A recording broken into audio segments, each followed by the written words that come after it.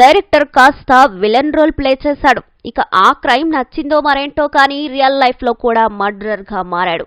2 తెలుగు రాష్ట్రాల్లో సంచలనం రేపిన వైజాగ్ లో ఎంఆర్ఓ హత్య కేసు నిందితుడి చిట్టా ఇది. సేమ్ తను డైరెక్ట్ చేసిన వెబ్ సిరీస్ లో సీన్ నే రీక్రియేట్ చేసినట్లు రియల్ గా ఎంఆర్ఓని చంపేసి ఎంచక్కా పోలీసులు కళ్లు కప్పి ఫ్లైట్ లో చెక్కేశాడు. చివరికి ఎలా చిక్కాడు? క్రైమ్ డైరెక్టర్ బుర్ర వాడటం వల్లే పోలీసులను ఏమార్చాడా? అసలు ఎందుకు హత్య చేశాడో తెలుసుకుందాం రండి. విశాఖ రూరల్ పరిధిలో ఎంఆర్ఓగా విధులు నిర్వహించిన సనపాల రమణయ్య ఇటీవల విజయనగరం జిల్లాకు ట్రాన్స్ఫర్ అయ్యారు. విజయనగరం జిల్లాలోని బొండపల్లి బదిలీ అయ్యారు రమణయ్య. ఇక ఫిబ్రవరి 2న అంటే శుక్రవారమే అక్కడ విధులు కూడా స్వీకరించారు. అయితే అదే రోజు రాత్రి మధురవాడలోని ఆయన ఇంటి వద్ద రాత్రి 10 గంటల సమయంలో దారుణంగా హత్యకు గురయ్యారు. ఓ వ్యక్తి ఇనుప రాడ్తో దాడి చేయడంతో ప్రాణాలు కోల్పోయారు. ఈ ఘటన స్థానికంగానే కాకుండా రాష్ట్ర వ్యాప్తంగా చర్చనీయాంశమైంది. వైజాగ్ ని ఏపీకి ఒక క్యాపిటల్ గా ప్రకటించిన తర్వాత భూదందాలు మొదలయ్యాయని, సెటిల్మెంట్స్ ఎక్కువయ్యాయని, వైజాగ్ క్రైమ్ క్యాపిటల్ గా మారిందంటూ ఆరోపణలొచ్చాయి. దాడి చేసిన వ్యక్తిని మురారి సుబ్రహ్మణ్యం గంగారావు అనే వ్యక్తిగా పోలీసులు గుర్తించారు. ఇక ఇతడి గురించి ఎంక్వైరీ చేస్తే పెద్ద క్రైమ్ చిట్టానే బయటకు వచ్చింది. నిందితుడు మురారి సుబ్రహ్మణ్య గంగారావు గురించి విచారణ చేపట్టిన పోలీసులకు షాకింగ్ విషయాలు తెలిసాయి.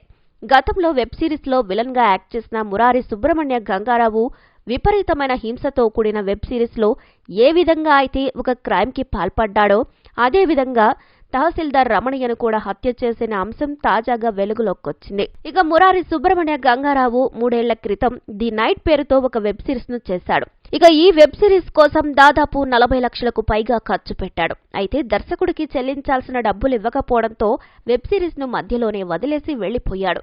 ఆ తర్వాత తానే దర్శకత్వం వహించి తాను స్వయంగా నటించిన వెబ్ సిరీస్ ను పూర్తి చేశాడు. అయితే అందులో క్రైమ్ కంటెంట్ ఎక్కువగా ఉండడంతో ఆ వెబ్ సిరీస్ విడుదలకు కూడా అభ్యంతరాలొచ్చాయి.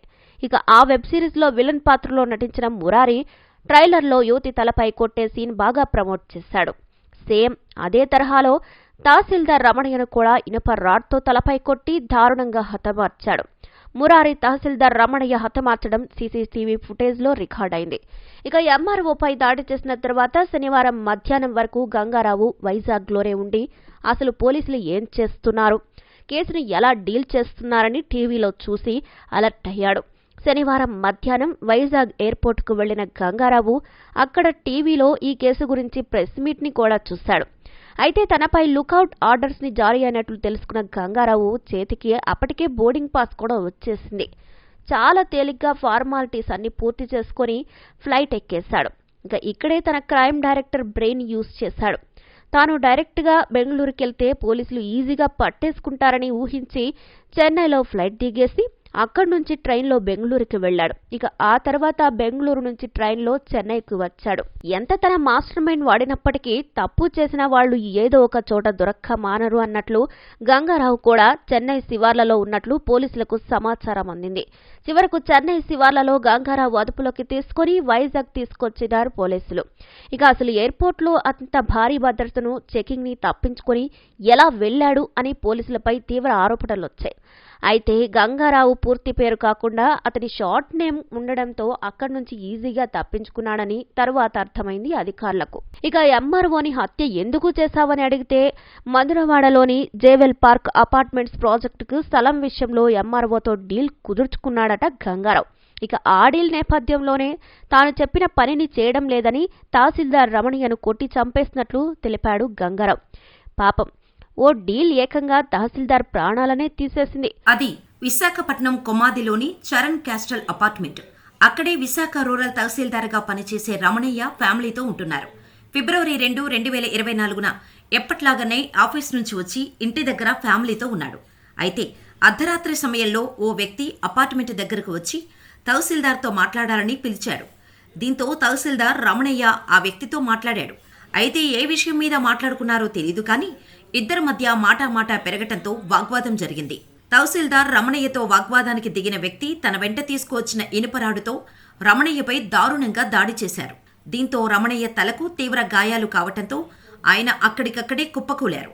ప్రాణాలు కాపాడుకోవటం కోసం రమణయ్య కేకలు వేశాడు. దీంతో అక్కడే ఉన్న వాచ్మెన్ అలర్ట్ అయ్యాడు. ఆయన పరిగెత్తుకొని వచ్చి చుట్టుపక్కల వారిని పిలవటంతో అపార్ట్మెంట్లో ఉన్నవారు నిందితుడిని పట్టుకునే ప్రయత్నం చేశారు కానీ నిందితుడు తప్పించుకొని పారిపోయాడు. తీవ్ర గాయాల పాలైన రమణయ్యను ఆసుపత్రికి తరలించి చికిత్స అందించారు. తలపై తీవ్ర గాయాలు కావటంతో అపోలో ఆసుపత్రిలో చికిత్స పొందుతూ రమణయ్య మరణించారు. ఇదిలా ఉంటే 2 రోజుల క్రితం వరకు విశాఖ రూరల్ తహసీల్దార్గా రమణయ్య పనిచేశారు. రమణయ్య విధి నిర్వహణలో చాలా నిజాయితీగా ఉండేవాడని ఆయనతో కలిసి పనిచేసిన సహోద్యోగులు చెబుతున్నారు. అసలు తహసీల్దార్ రమణయ్యను హతమార్చింది ఎవరు? రమణయ్యకు అతనికి మధ్య ఉన్న గొడవేమిటి? రమణయ్యపై దాడి చేసింది ఏదైనా ల్యాండ్ మాఫియానా అనే దానిపై పోలీసులు దర్యాప్తు చేస్తున్నారు. ప్రశాంతంగా ఉండే వైజాగ్లో ఈ ఘటన ఒక్కసారిగా కలకలం సృష్టించింది.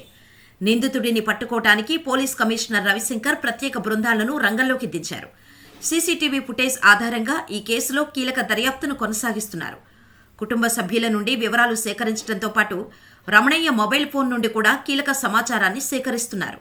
రాజధానిగా వైజాగ్ను ప్రకటించినప్పటి నుంచి ల్యాండ్ మాఫియా ఆగడాలు పెరిగిపోయాయని, ఖాళీ స్థలం కనిపిస్తే చాలు కబ్జా చేయడానికి చూస్తున్నారని ఆరోపణలు వస్తున్నాయి.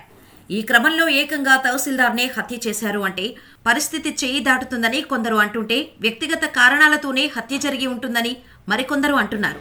సీసీ ఫుటేజ్లో ఇద్దరూ గొడవ పడటం స్పష్టంగా రికార్డైంది. దీంతో ఇదివరకే ఇద్దరికీ పరిచయం ఉన్నట్టే కనిపిస్తోందని అనుమానాలు వ్యక్తమవుతున్నాయి. అసలు ఇద్దరి మధ్య ఉన్న సంబంధం ఏంటి, ఏ విషయంలో వారు గొడవపడ్డారు అనే దానిపై పోలీసులు ప్రత్యేకంగా దృష్టి సారించారు.